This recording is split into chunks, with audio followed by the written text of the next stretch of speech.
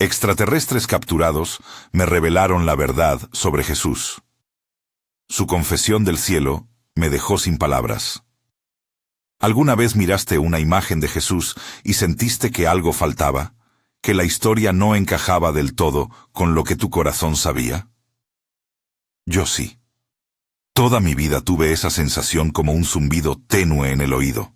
No por falta de fe, sino porque había detalles que no cuadraban con la experiencia humana que yo conocía.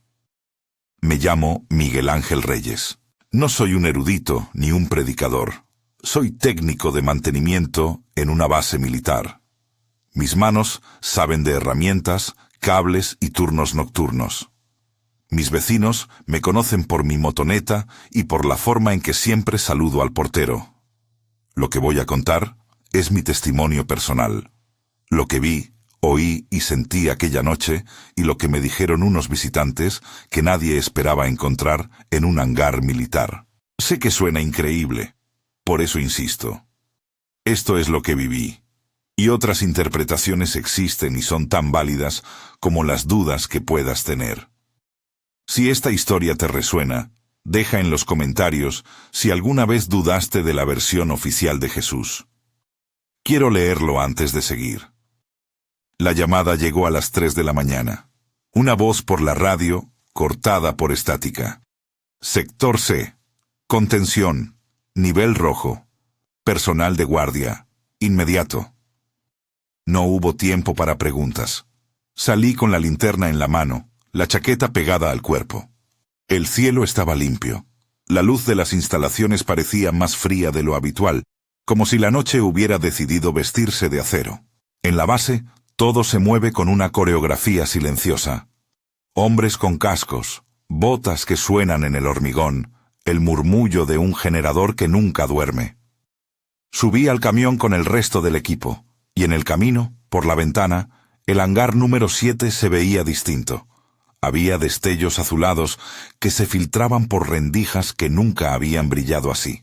Cuando llegamos, la valla de seguridad estaba cerrada por dentro. El general en jefe, un hombre alto con la cara curtida por el sol y la autoridad pegada a la voz, me miró como si quisiera medir qué tanto debía confiar en mí. A su lado estaba el doctor Edmundo Salazar. Muchos lo conocen por sus publicaciones. Otros no saben su nombre, pero lo reconocen por la calma que parece no perder nunca. Doctor Salazar tenía el ceño fruncido, pero sus manos no temblaban. Miguel, entra y observa. Solo observa, me dijo en voz baja. Así entré. La puerta del hangar no estaba completamente cerrada. Un hilo de luz azul escapaba por la rendija, como si alguien hubiera encendido una lámpara bajo el agua. Al acercarme, escuché un zumbido, no solo acústico, algo que vibraba en el pecho. Y el olor. Una mezcla de metal caliente y una fragancia extraña, dulce y limpia, que no puedo comparar con nada que haya respirado antes. La sala estaba llena de gente. Militares, técnicos, algunos médicos con batas, pantallas con datos y un aparato que yo no supe nombrar en ese minuto. En el centro, apoyados sobre camillas reforzadas, había dos seres. No voy a exagerar para darte espectáculo. No eran monstruos de película ni hadas luminosas. Su presencia era contenida, digna, y al mismo tiempo impartía una extraña vulnerabilidad. Uno de ellos, al que luego escucharíamos llamar Sujeto 1, tenía una piel como una porcelana gris perla, ojos muy grandes y oscuros que parecían absorber la luz más que reflejarla. Sus extremidades eran largas, como si estuvieran hechas para movimientos lentos y precisos. El otro, Sujeto 2, era un poco más corpulento, con marcas que parecían cicatrices de algo que yo no pude identificar. Ninguno se movió de forma agresiva. Su mirada, más que hostil, parecía inquisitiva. Lo que rompió la quietud fue la voz de Edmundo y luego el murmullo entre los militares. Había un aparato con una pantalla y una especie de interfaz. Alguno lo describió después como un traductor experimental.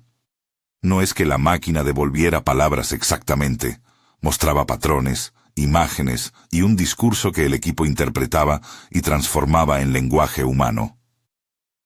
El primer intercambio fue breve y tenso. El general exigía respuestas en nombre de la seguridad. Los seres respondían, y sus respuestas, a través del traductor, sonaban medidas, casi ceremoniales. «Venimos en misión de observancia y asistencia», dijo la voz traducida. «Hemos actuado en la tierra en fases, no buscamos dominación». Lo repitieron varias veces, y cada vez que lo escuchaba, sentía una mezcla de alivio y de alarma. Alivio, porque no se hablaba de conquista.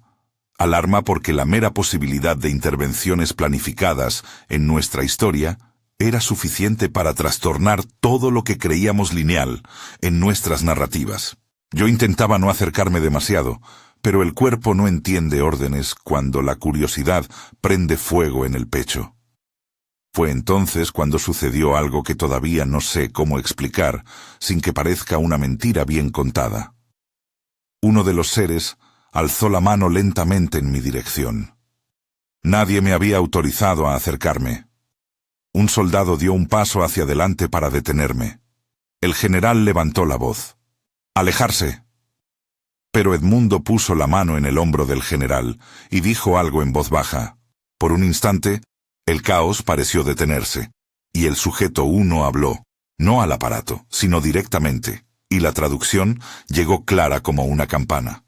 «Déjenlo estar. Él debe escuchar». No sé por qué. No sé quién tomó esa decisión. Pero me quedé. Quizá fue porque mi vida había estado siempre en los márgenes de las grandes decisiones. Quizá porque algo en esos ojos me dijo que lo que venía no era para todos. El militar encargado me ordenó silencio, y así lo hice. Me senté en un bidón vacío, con el pulso desbocado, y esperé a que las palabras siguieran llegando. Lo que dijeron sobre Jesús comenzó como una observación general y se volvió, en minutos, una narración que cambió la gravedad de todo lo que había llamado sagrado. Ojo, lo que sigue es lo que me tradujeron a mí en ese hangar. Lo que me contaron los sujeto 1 y 2, a través de Edmundo y de aquella máquina que nadie fuera de esa sala entendía del todo. No lo presento como la última palabra, sino como una versión importante, sorprendente, personal, que alteró mi forma de mirar. «En distintas eras», dijo la voz, «hemos interactuado con la Tierra, no siempre con los mismos nombres o apariencias. Algunas figuras que la humanidad ha llamado mensajeros fueron encuentros con agentes de nuestras confederaciones o con tecnologías de campo que permiten manifestaciones de lo que los humanos denominan ángeles». La sala quedó en silencio.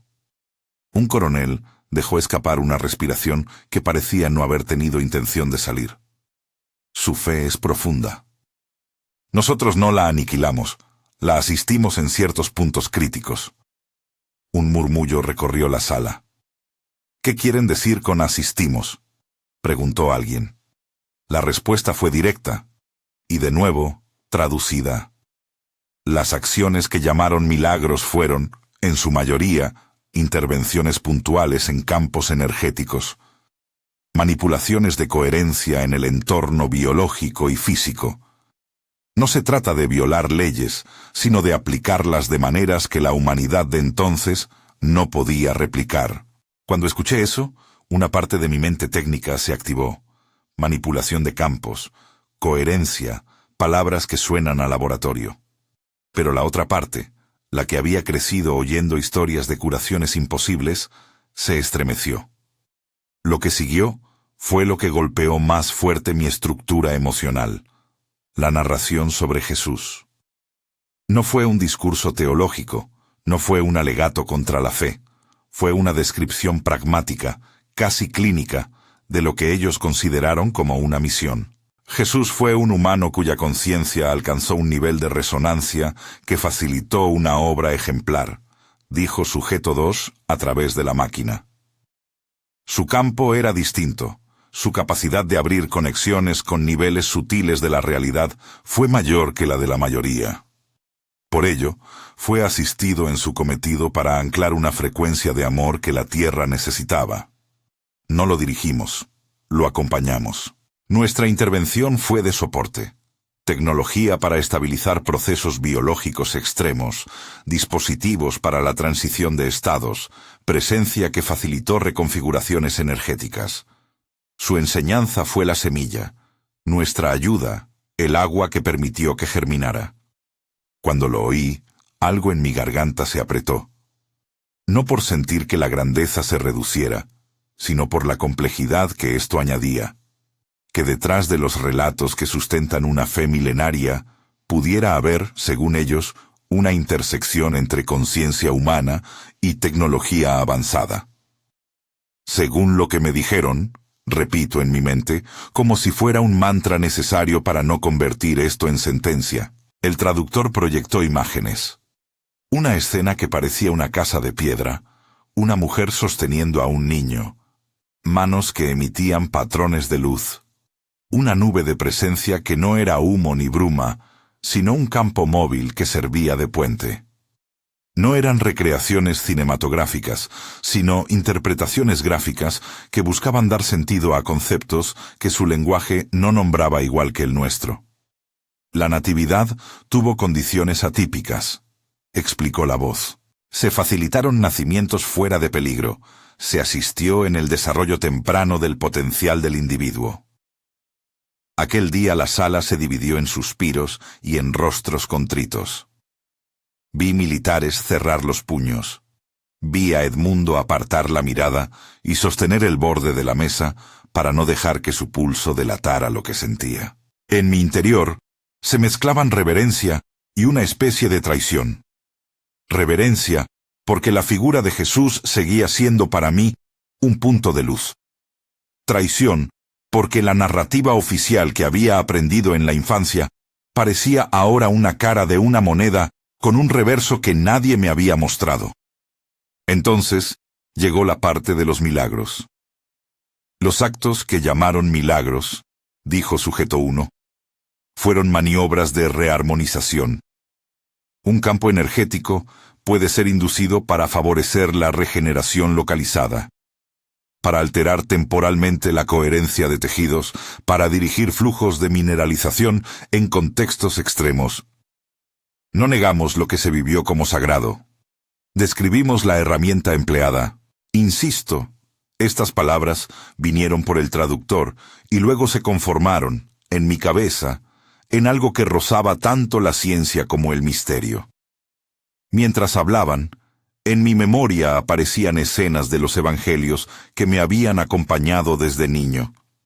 La mano sobre el enfermo, el agua mudando a vino, la multitud que come tras la multiplicación de panes. Cada una de esas escenas se colaba ahora en una lente técnica que las describía como resultados de una interacción entre una conciencia altamente alineada y una capacidad de intervenir en determinados canales de la realidad. Según lo que me dijeron, pensé de nuevo, porque no quería que pareciera que estaba negando lo sagrado. Simplemente estaba registrando lo que otros me explicaban. La palabra resurrección quedó suspendida en el aire como una campana de cristal. No podía imaginar que lo que vendría después me atravesaría como un relámpago. La reanimación que describen los textos, dijo sujeto 2, fue, en ciertos casos, el restablecimiento de procesos biológicos mediante campos de coherencia que estabilizan los códigos de identidad del sujeto. En términos humanos, procesos técnicos que permiten la recuperación de un organismo que por criterios nuestros y de su entorno podría considerarse no viable. El silencio fue inmediato. Alguien tosió. Un médico cerró los ojos con fuerza, como si tratara de sostener algo que no debía desmoronarse. No voy a detallar procedimientos, porque no tengo la capacidad técnica para inventar protocolos. Además, las explicaciones que escuché no eran manuales que se pudieran reproducir al pie de la letra por alguien en un taller. Fueron descripciones, según ellos, de intervenciones que combinaban tecnología, campos energéticos y una profunda sintonía con la conciencia del individuo. Todo lo que decimos es a la medida del momento histórico y de la disposición del sujeto, agregó la voz. No se trató de magia gratuita, sino de asistencia en situaciones críticas para un proceso más amplio. Cada palabra era un golpe. En mi pecho, la fe y la curiosidad protagonizaban una pelea sin árbitro. Algunos de los presentes anotaban frenéticamente, otros rehacían sus plegarias en silencio. Yo, que había pasado la vida arreglando cosas del mundo sensible, sentía que ante mí se desplegaba un plano donde lo visible y lo invisible conversaban en una lengua que apenas empezaba a aprender.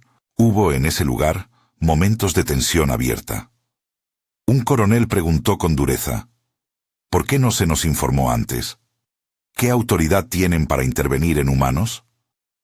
La respuesta fue, de nuevo, más de matiz que de confrontación.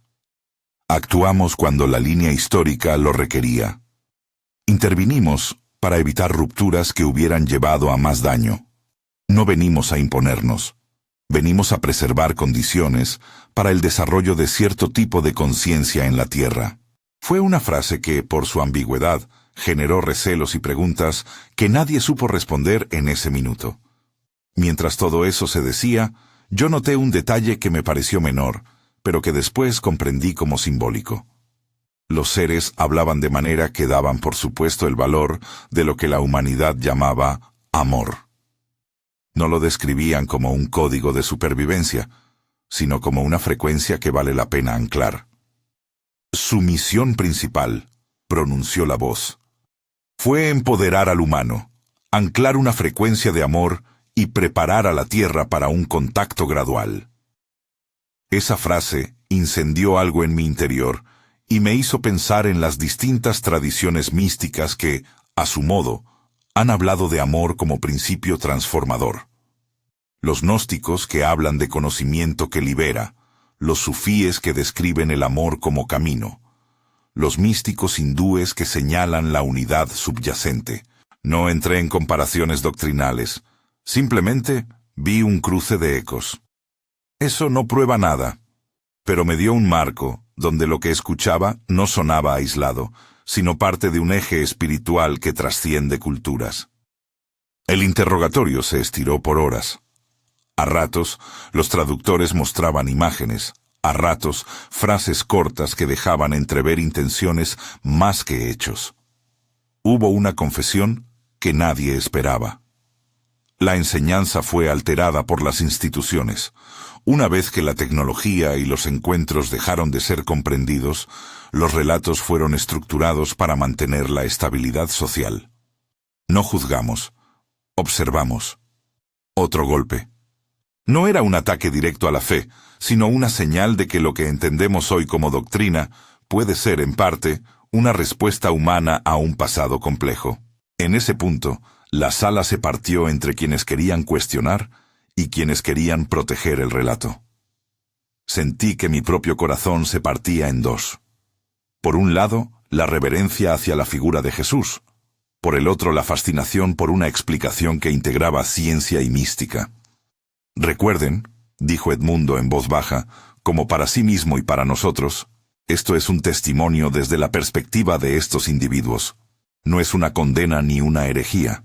Es información que nos obliga a pensar. Yo asentí sin hablar.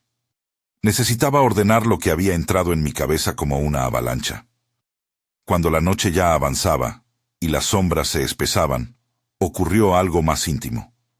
Uno de los presentes, un joven técnico que había venido a apoyar con sensores, empezó a llorar. No eran lágrimas de miedo, sino de algo parecido al alivio y la pena.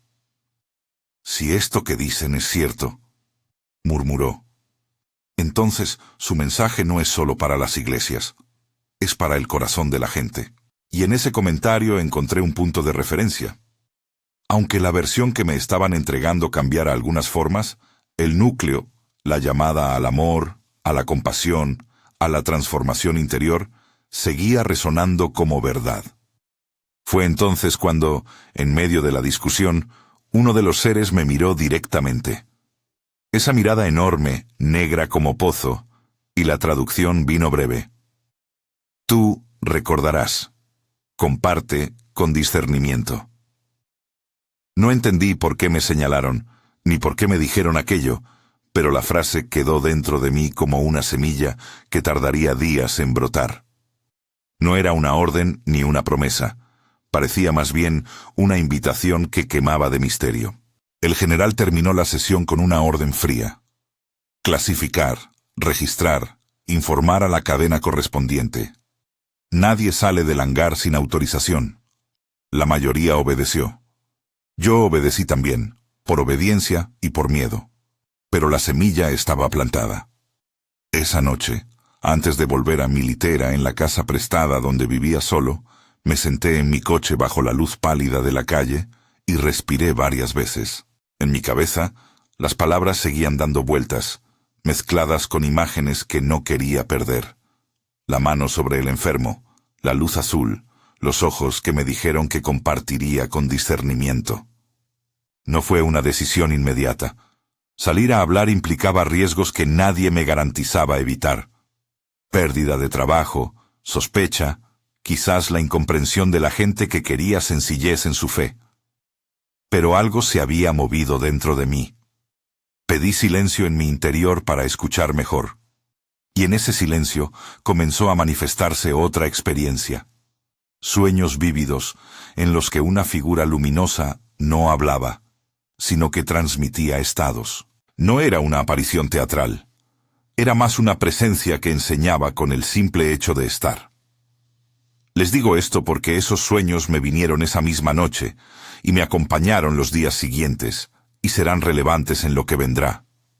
Por ahora, lo dejo aquí. Lo que conté hasta este punto es la primera parte de una historia que cambió la dirección de mi vida. Fueron horas en un hangar, traducciones y confesiones, una petición directa hacia mí y una sensación de que algo mayor estaba jugando con las piezas de la historia humana. Más cosas sucedieron.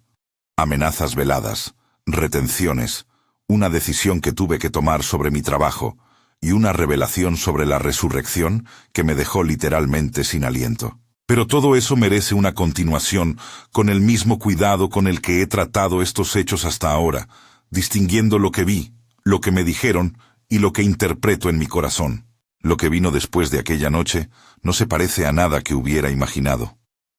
Pasaron días en los que el mundo exterior parecía seguir su camino como si nada, pero en mi cabeza la secuencia del hangar se reproducía una y otra vez. Los ojos oscuros que absorbían la luz, la voz del traductor, las imágenes que proyectaba la máquina. Dormía poco. Y cuando dormía, soñaba tan vívidamente que despertaba sintiendo que alguien me había susurrado el borde de un secreto antiguo. Los sueños eran distintos a los recuerdos. No eran reconstrucciones de la escena, sino ampliaciones. Aparecía una figura que no necesitaba formas para hacerse presente. Era como una vibración que se acomodaba en el pecho, una nota larga que ajustaba todo a su alrededor. Recordé después que, en el hangar, los sujetos habían usado la palabra que nosotros llamamos frecuencia muchas veces. En los sueños, esa frecuencia tenía rostro. No era una imagen perfecta de lo que pintan los cuadros, no había corona ni túnica. Había una luz que no quemaba, que todo lo contrario, te permitía respirar algo que hasta entonces no habías sabido que te faltaba. Una noche, serían casi 10 días después del encuentro, tuve una experiencia que no puedo describir como sueño ni como visión, sin sentir que se me quedan cortas esas palabras. Estaba sentado en la mesa de la cocina, con una taza de café frío, cuando la habitación pareció inclinarse hacia adentro. La taza vibró, no por un fenómeno físico notorio, sino como si algo en mí se hubiera puesto a resonar con otra realidad. Entonces llegó la presencia, una calma tan exacta que me desarmó. No escuché palabras. Recibí estados. Si tienes fe, lo que voy a intentar decir ahora lo entenderás como encuentro con la presencia de Cristo. Si no la tienes, quizá lo interpretes como un proceso interno de sanación. Aún así, insisto, esto es lo que me sucedió, según mi experiencia. Por tanto, describo lo que sentí, no lo que pretendo imponer como verdad absoluta. La presencia me transmitió, no en frase hecha, una certeza de que todo sufrimiento puede ser visto de otra manera. Era como si me hubiesen mostrado, en capas, la red de dolores humanos que atraviesan a cada persona. El abandono, el miedo a ser señalado, la vergüenza de confesar una duda, y en medio de esa red, me señalaron una línea que se podía reforzar. La línea del amor activo, la compasión que no demanda respuesta. Sentí un pedido sencillo. Ve y cuenta, pero no construyas un altar sobre el miedo. Deja que la verdad sane y no que condene. No fueron esas palabras textuales, sino la intensidad de su sentido. Al abrir los ojos, sentí que algo en mi pecho se había liberado. No era euforia ni certeza absoluta. Era más parecido a una entrega. Una sensación de, ya no puedo guardar esto solo, y al mismo tiempo, no lo digas sin prudencia. Esa tensión fue quien marcó mis siguientes pasos. Antes de que pudiera acomodar esa experiencia en mi vida cotidiana, llegaron las primeras repercusiones tangibles del hangar. Fueron llamadas telefónicas de números que no conocía, coches que aparecían estacionados cerca de mi casa en horas inusuales, un sobre con membrete anónimo en el parabrisas con una leyenda corta: no atraigas atención innecesaria. Una forma de advertencia por parte de alguien que no quería ser violento, pero dejaba claro que me observaban. Sentí miedo. También sentí que esa mirada era, de algún modo, la prueba de que lo que había visto había tenido consecuencias. El general se mostró frío en nuestras últimas conversaciones. Edmundo, en cambio, empezó a llamarme en voz baja, y una vez lo vi en un pasillo del centro de investigación, con los ojos más cansados que la primera noche. «Miguel, cuida lo que vas a hacer», me dijo. «No porque lo que viste no tenga valor, sino porque hay estructuras que no reaccionan bien a lo desconocido». Me dio un archivo encriptado sin decir más. Adentro había transcripciones, imágenes de las interfaces del traductor, datos de sensores y una nota al pie. «Esto es material de observación. Úsalo con cautela». No podía publicar eso sin consecuencias legales y éticas. Edmundo lo sabía y por eso me lo confió en clave. Su gesto fue un acto de confianza y a la vez de riesgo compartido. Algunos días después, recibí la visita de hombres bien vestidos que no se presentaron con nombres, sino con actitudes. Vinieron una tarde, con lluvia fina que hacía brillar las calles, y hablaron de términos abstractos. Estabilidad, seguridad nacional, riesgo de desestabilización social. No pronunciaron amenazas directas. No tuvieron que hacerlo. Les bastó con demostrar que sabían cómo funcionaban mis turnos y dónde vivía mi familia. Información que nadie fuera de la base debería poseer, para que quedara claro que el precio de la curiosidad podría ser alto. Salieron de mi casa dejando una sensación de vacío, como si hubiesen arrancado una pieza de la red de seguridad que yo creía tener. Llegó el día en que entendí que mi permanencia en la base era insostenible. No hubo una orden escrita. Fue una cadena de hechos. Me llamaron al despacho. Me dijeron que había reajustes y que mi puesto quedaría temporalmente sin cobertura. Me ofrecieron una plaza en otro proyecto, lejos de los sectores clasificados, pero el mensaje era claro. Querían que me apartara. No era una orden directa, pero sí una presión. Decidí que no podía aceptar un silencio impuesto. Hice lo que me pareció coherente con lo que me había ocurrido. Presenté mi renuncia. Renunciar no fue un acto heroico. Fue una elección pedida por mis noches de sueño y por la presencia que me había pedido delicadeza. Cuando di la carta, la mirada de algunos compañeros lo dijo todo. Solidaridad, miedo, desconcierto. Unos días más tarde, mi nombre empezó a sonar en círculos cerrados. Algunos me tildaron de soñador, otros de peligro. En las redes apareció una suerte de rumor que crecía como una mancha de aceite. Los mensajes en mi teléfono se multiplicaron. Ofensas anónimas, preguntas honestas, ofertas de ayuda. Estaba expuesto. Había pagado un precio. La estabilidad laboral que me había sostenido no existía ya. El costo no fue únicamente profesional. Personas con las que compartía la rutina comenzaron a evitarme. Un amigo cercano me dijo que no quería involucrarse. «Esto me asusta», me confesó. «No sé si puedo hacerme cargo de la asociación que te podría traer». Sufrí el aislamiento sordo de quienes temen las consecuencias. Lo que me sorprendió, sin embargo, fue la magnitud de la solidaridad en otros lugares.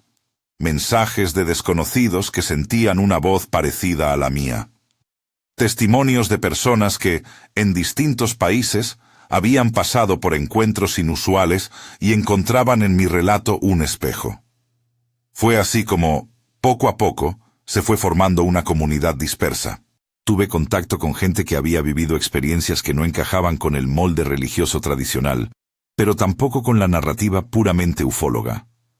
Eran buscadores, algunos con formación espiritual, otros con formación científica, muchos con heridas por haber sido desacreditados. Compartimos relatos, nos organizamos en chats cifrados, diseñamos encuentros pequeños en casas, cafés o plazas. No buscábamos crear un movimiento. Lo que queríamos era sostenernos para no caer en la paranoia.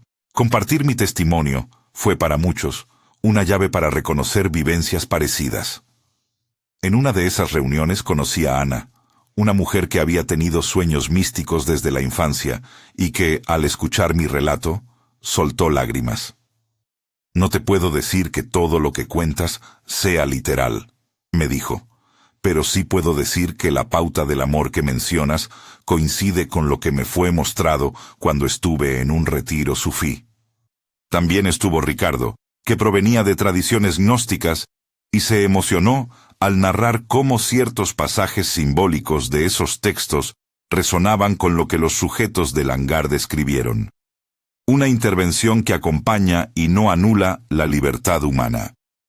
Hubo quien trajo referencias del budismo y del Advaita, la idea de la conciencia como campo que puede armonizar y transformar la percepción del dolor. Estas convergencias no probaban nada de forma científica, pero sí me ofrecían un mapa simbólico para sostener lo que había vivido. Me di cuenta de que muchas tradiciones, en su lenguaje propio, describen experiencias que núcleos de contacto me habían expuesto en lenguaje tecnológico y operativo. Esa sinfonía de voces me ayudó a entender que quizá, si algo extraordinario ocurre, el significado varía según el lente cultural. Para unos será un milagro, para otros será intervención tecnológica, para otros será despertar de la conciencia. Ninguna perspectiva anula a la otra. Son formas distintas de interpretar lo que, para muchos, está fuera del entendimiento simple. Pero la dimensión que más me sacudió, y que todavía me hace palidecer al recordarla, fue la explicación que me dieron sobre la resurrección. En el hangar, esa palabra había quedado en el aire, metálica y frágil. En los días siguientes, Edmundo me ofreció, con cuidado científico y cautela ética, más detalles que él mismo había recibido en la traducción y que habían quedado como notas tentativas en los registros. No son protocolos, me advirtió. Son observaciones que nos dieron en la sala. Eso fue importante para que yo lo repita siempre. Lo que escuché acerca de la resurrección provino de la traducción de los sujetos y del análisis de Edmundo. No es un manual reproducible por la persona promedio ni una certificación científica.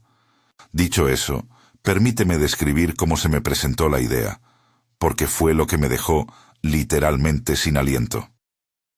Según lo que escuché, y de la forma más sencilla que puedo relatar, la resurrección, tal y como fue descrita por ellos, incluye 3 elementos interrelacionados. Una sintonía profunda con la conciencia del individuo, una aplicación precisa de campos de coherencia para restablecer procesos biológicos, y una asistencia para la transición de estado que respeta la identidad del sujeto. No se trataba de volver a la vida, como si se tirara de una palanca mágica. Se trató, dijeron, de un trabajo fino y respetuoso sobre la continuidad de la identidad, la reparación de patrones y el acompañamiento para cruzar umbrales de la existencia. Cuando oí eso en la sala me quedé helado, porque ese relato tocaba el núcleo de mis creencias más íntimas. La frontera entre vida y muerte, el misterio último de la existencia. No voy a decir que mi fe se desmoronó. Lo que pasó fue otra cosa. Sentí que la imagen tradicional que yo me había formado se volvió más amplia. Fue como si de pronto la historia antigua tuviera una dimensión técnica que no la despojaba de su misterio, sino que lo abría a nuevas preguntas. ¿Qué significa realmente resucitar? ¿Es un milagro puntual o un proceso de gravedad espiritual, asistida por medios que los seres describían como reconfiguración de coherencia? Esa idea me dejó sin aliento por razones personales. Para mí, que he perdido a gente querida, pensar que hay formas de acompañar la transición que respetan la identidad y que responden a una frecuencia del amor, fue reconfortante y aterrador a la vez. Reconfortante, porque habría posibilidades de sentido para quienes sufríamos la muerte como una herida sin palabra. Aterrador, porque me colocaba ante la responsabilidad ética de cómo se narra eso, y ante el peligro de que, mal comprendido, se use para prometer cosas que no se pueden garantizar. Después de esa revelación, tuve una experiencia íntima que quisiera contar. No fue un encuentro público ni espectacular. Fue un instante de conversación interna con la figura de la que hablaban los sujetos. No escuché un sermón ni un discurso teológico. Fue algo más parecido a una transferencia de comprensión. Me permitieron sentir la estructura de lo que habían llamado anclaje de frecuencia. Comprendí, solo en parte, claro, que la resurrección que ellos describían no borraba el sufrimiento humano, ni lo convertía en algo trivial. Lo situaba en un marco donde la conciencia podía ser acompañada sin apretar, como quien sostiene a un amigo que cruza una puerta difícil. Esa imagen me trastornó. Fue en ese estado en el que comprendí mejor el sentido de sus palabras sobre Jesús, que su misión había sido, según ellos, anclar un patrón de amor que hiciera más plausible que los seres humanos pudieran sostener estados de compasión colectiva.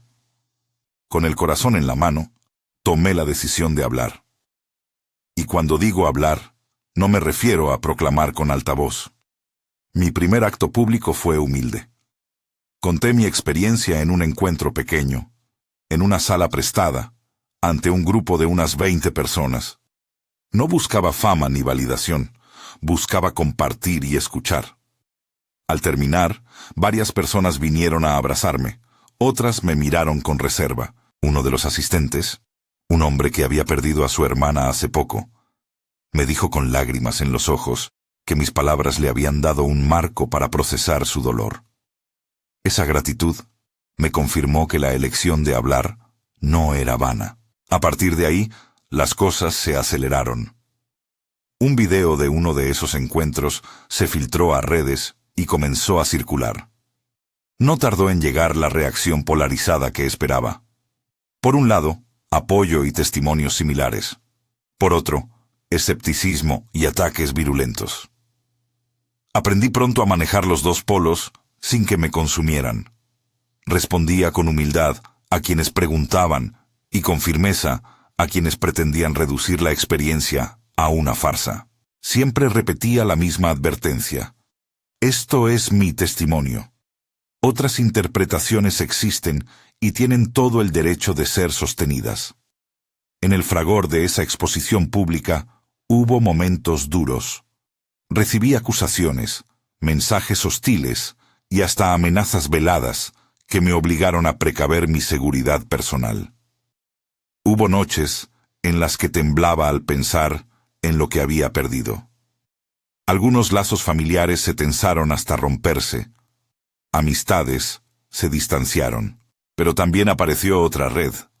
Desconocidos que se convirtieron en sostén, investigadores independientes que compartían documentos, místicos que ofrecían espacios de apoyo y, sobre todo, Gente que decía, gracias, esto me permitió nombrar lo que me pasó.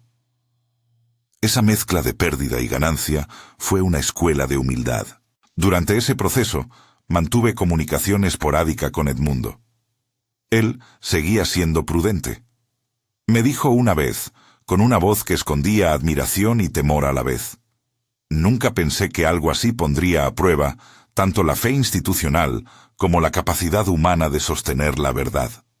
Sus palabras me hicieron pensar en la frágil musculatura de nuestras instituciones frente a lo nuevo. Hay estructuras que buscan preservar la coherencia social, y cuando se les presenta un elemento que desestabiliza, responden. No censuro esa respuesta, la entiendo por su función, pero reconozco que en ese mecanismo puede perderse la oportunidad de dialogar con lo extraordinario desde la humildad. En paralelo, surgieron testimonios de otras partes del mundo que resonaban con las descripciones que recibimos en el hangar. Personas que habían vivido experiencias de contacto describían, en sus lenguajes, ideas similares. Asistencia, acompañamiento en momentos críticos, un interés por anclar estados más amorosos en la tierra. No pretendo, con esto, afirmar que existe una única explicación para todos esos relatos. Solo digo que la convergencia de temas me obligó a mirar la posibilidad de que estemos ante un fenómeno complejo, multidimensional, que se interpreta según el vocabulario de cada cultura y cada alma. Con el tiempo comprendí también que mi tarea no podía ser solo la de contar lo que vi. Si aquello era, según me dijeron, parte de una obra más amplia, entonces debía acompañarse de acción concreta. Fomentar el discernimiento y el cuidado, promover la contemplación y no la espectacularidad. Abrir espacios donde la gente pueda dialogar sin ser juzgada. Así nacieron los encuentros que hoy coordino. Salones pequeños, donde se comparte experiencia y se trabaja la psique desde la compasión. No son iglesias, no son laboratorios, son salas de escucha. Uno de los momentos más significativos para mí fue cuando en un encuentro invité a personas de distintas tradiciones a hablar. Un sufí que leyó un poema en su lengua y explicó que, en su senda, el amor se vive como un fuego que purifica sin destruir. Una mujer que había estudiado textos gnósticos y explicó que el conocimiento liberador no debe confundirse con arrogancia. Un monje budista que habló de la compasión como atención plena. Fue hermoso ver cómo, a pesar de las diferencias, se dibujaba un campo común. La llamada a la transformación interior. Eso me confirmó la intuición que ya había empezado a formarse en el hangar, que la obra de Jesús, vista en su núcleo, puede encontrarse con ecos profundos en otras tradiciones sin que ello implique borrar las particularidades históricas o la fe de nadie. Mientras tanto, la idea de un levantamiento de cuarentena, que es la forma como los sujetos llamaron a la gradual apertura al contacto, empezó a circular entre los buscadores y a provocar tanto esperanza como recelo. Según lo que pude reconstruir de lo escuchado en el hangar y de posteriores testimonios, la estrategia que se aplicaría sería progresiva. Revelar a grupos pequeños, evaluar la capacidad social de integrar la información y luego ampliar la comunicación. Todo ello, siempre según las versiones internas que manejamos, con la intención de reducir el choque cultural y evitar reacciones de pánico.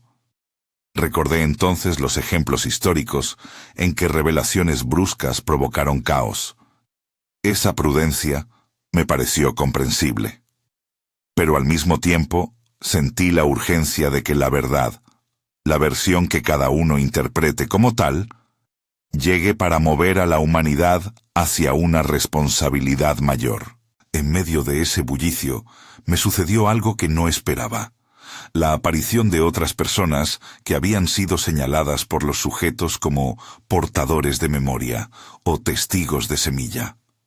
No fueron muchas, pero sí suficientes para que sintiera que mi experiencia no era un caso aislado. Nos hablamos, nos buscamos en chats secretos, cruzamos hallazgos, comparando notas. Hubo coincidencias sorprendentes, cierta repetición simbólica en sus sueños, la experiencia de una luz que no lastima y un énfasis en el llamado amoroso que los sujetos del hangar repitieron. Esos encuentros crearon nuevos lazos, y lo admito, un alivio profundo de no estar solo. Con el pasar de los meses, la resistencia se volvió más organizada y la respuesta pública más fluida. Hubo tertulias, documentales independientes, entrevistas en podcasts y también debates encendidos que escalaron a insultos personales. Aprendí a seleccionar a quién responder y a qué exponer públicamente. Mi objetivo fue siempre el mismo: compartir con honestidad, invitar a la reflexión y ofrecer un espacio de diálogo. Nunca quise imponer interpretaciones ni manipular emociones. Cuando alguien vino a mí enojado por mi forma de hablar de Jesús, le dije: lo que cuento es mi experiencia. Tú tienes todo el derecho a sostener otra lectura. La humildad epistemológica fue la brújula que intenté mantener. Aún así, hubo noches en las que la soledad me golpeó fuerte. Perdí la certeza de que hablar sería suficiente para reparar el tejido. Vi cómo algunos antiguos compañeros se distanciaban y cómo amigos de la infancia preferían no tocar el tema. Sentí nostalgia por la vida anterior, la rutina de turnos nocturnos, las bromas con el equipo, la seguridad mínima de un salario. Pero había otra cosa que me impulsaba a seguir: los mensajes de agradecimiento, las cartas de personas que habían encontrado alivio para sus dudas y, sobre todo, la convicción de que guardar silencio habría sido traicionar la experiencia interna que me había transformado. En un plano más personal, recuerdo una tarde en la que fui a visitar a mi madre. Ella, que había oído fragmentos del rumor, me miró con los ojos llenos de preguntas y miedo. Nos sentamos en la sala y no hablamos de tecnología ni de presupuestos militares. Hablamos de su infancia, de su fe sencilla, de la muerte de mi padre, de la necesidad de creer en algo que dé sentido. Le expliqué, con palabras humildes, lo que me había pasado. No busqué convencerla. Solo le dije que esa experiencia no buscaba destruir lo que ella amaba, sino expandir una comprensión. Ella me miró largo rato y luego dijo: si lo que te hizo esto te hace ser más bondadoso, entonces está bien. Esa frase me devolvió el sentido de que, más allá de la controversia, lo importante era si aquello nos movía hacia mayor compasión en nuestras vidas. Hubo también un episodio de reconciliación con Edmundo. Tiempo después del inicio de todo, recibió una orden que lo apartó temporalmente de su cargo. No sé si fue por su cercanía a nosotros o por las preguntas que había formulado. Lo que sé es que nunca dejó de escribirme, y en una ocasión me dijo que su verdadera vocación era intentar tender puentes entre lo que la ciencia conoce y lo que la experiencia espiritual señala. Fue una alegría verlo alejarse de la rigidez institucional y acercarse a un trabajo que, aunque fuera desconocido, parecía devolverle paz. Cuando miro atrás, veo que la historia tomó la forma de una curva. Miedo al principio, luego testimonio compartido, pérdida y ganancia, formación de redes y una lenta aceptación pública de que hay cosas que no encajan en los marcos antiguos.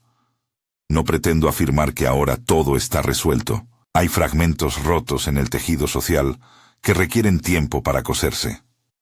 Pero veo también brotes de comunidad. Personas que se reúnen para practicar la compasión. Otros que estudian tradiciones antiguas, buscando puntos de convergencia. Científicos independientes que exploran fenómenos anómalos con rigor y humildad. Quisiera detenerme un momento en algo que sentí necesario aclarar. En ningún momento mis relatos buscan negar la divinidad de Jesús, ni reducirlo a meramente un experimento. Lo que relato es una experiencia que me presentó una lectura alternativa, y la presento como eso: una interpretación personal, basada en lo que escuché y en lo que viví. Respeto profundamente a quienes sostienen otras convicciones teológicas. Mi intención no es provocar rupturas, sino invitar a una conversación que nos permita ampliar las miradas sin perder el respeto mutuo.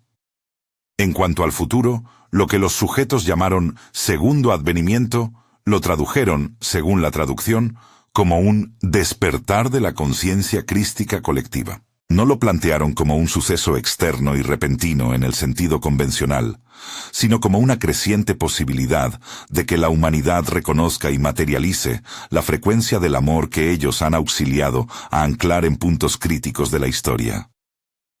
Esa visión me resultó más esperanzadora que apocalíptica. No es una llegada ausente de la humanidad, sino una llamada a que la humanidad se haga cargo de su propia evolución ética y espiritual. Hoy, años después de aquel hangar, sigo contando lo que vi, porque creo que la voz de quienes han vivido experiencias raras merece ser escuchada con seriedad y humanidad. Sigo cuidando mi palabra para no herir la fe de nadie, y sigo promoviendo el discernimiento. La verdad, si es que hay una sola, no necesita aplastar la fe del otro para brillar. Cada tanto, vuelvo a los sueños. La presencia sigue visitándome de formas que a veces me hacen llorar de gratitud. No siempre entiendo el significado completo de lo que se me muestra, pero la dirección es clara. Amabilidad, compasión y coraje para sostener la verdad sin convertirla en arma. Esa lección es la que intento practicar en la comunidad que ayudé a formar. Escuchar sin juzgar, acompañar sin imponer resultados, cultivar el amor como práctica diaria.